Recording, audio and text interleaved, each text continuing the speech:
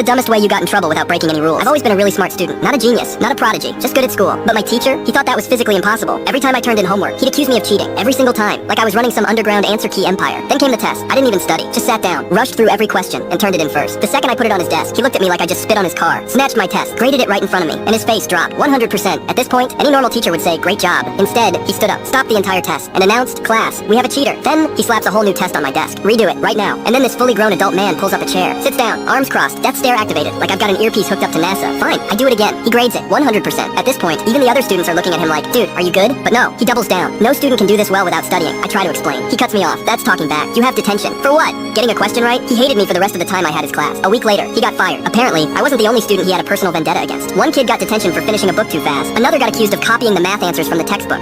It was an open book test. And the final straw? He failed a kid's history paper because it had too many facts. The principal walked in, dropped a folder on his desk, and just went, yeah, you're done. I guess some people just aren't meant to be teachers. It's the dumbest way